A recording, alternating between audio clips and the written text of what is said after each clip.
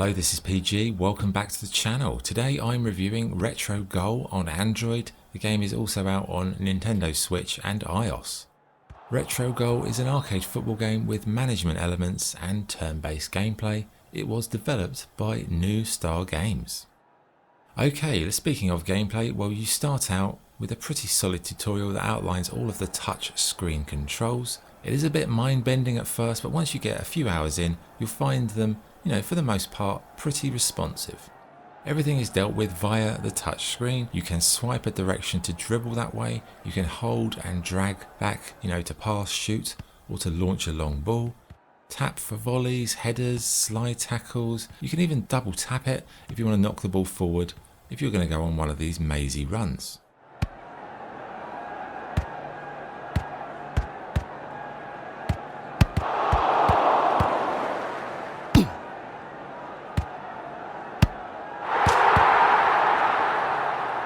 It isn't perfect, and it can be quite fiddly when you're in a sort of tight penalty spot action, but overall I'd say it isn't too bad.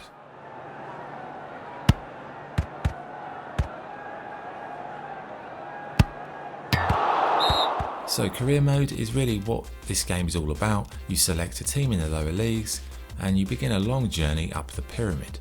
Now, gameplay is quite unique in the football genre. It isn't live action, but it isn't simulated either, totally. It's kind of a halfway house between the two. So how does it actually work? Well, once you start a game, you get these text updates on what's actually happening. For example, your opponent wins the ball, they play it out wide, they shoot, they miss, etc, etc. And then when you have the ball, this is where you take over the action. You only control the action when you're in the attacking phase of play.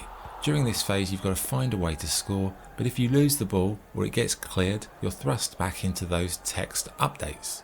So it's kind of like short bursts of intense action with the pressure of knowing if you waste your chances, the opponents will most likely score via the text updates.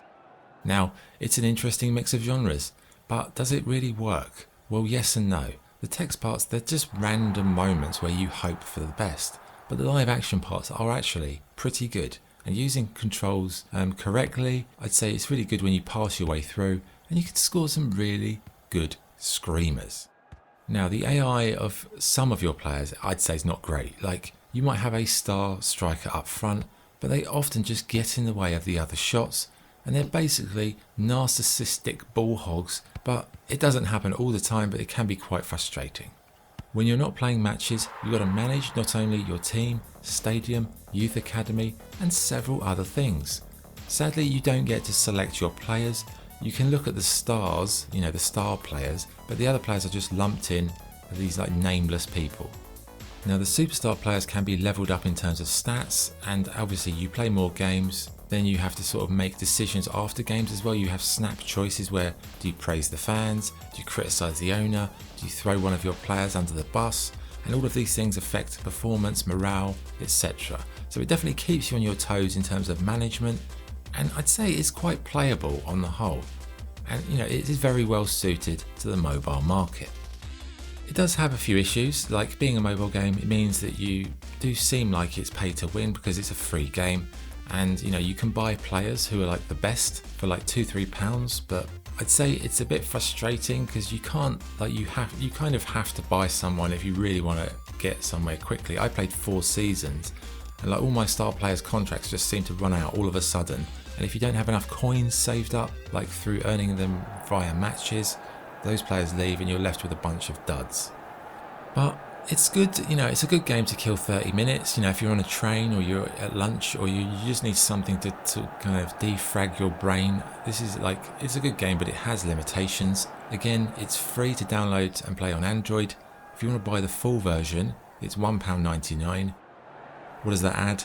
It adds an international game mode where you can lead a country to glory, and it also adds different weather effects. I don't really think the weather effects make any difference on the game, but they look nice. Right, visually, I'd say all the menus, they're simple enough, they're cleanly presented, good fonts, accessible. In-game, it's a bit of an eye strain sometimes because your players are quite small, and especially if you're playing on a medium or small phone.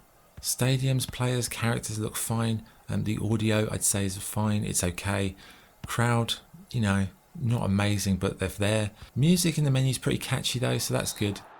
But yeah, overall verdict, Retrogoal is an interesting take on the football game genre. It merges strategic management and arcade action together with a sort of unique turn-based style. Personally, I enjoyed it, and it is a great game, like I said, to pass 20 or 30 minutes on a train or something like that. Maybe the controls can be awkward and the randomness of the text updates does get on your nerves, but those negatives, I'd say, they're quite well balanced off with the satisfying gameplay elements, and it definitely brought a smile to my face on occasion. So on the whole, I'd recommend it. I'd say it's one of the better mobile games I've played, so if you're a football fan, you should check it out.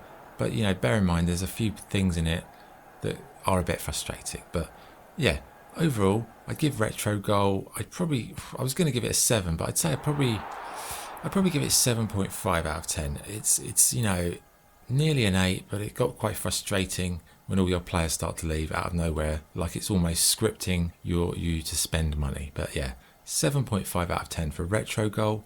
That was the review. Thank you for watching. This is PG, signing off. Cheers.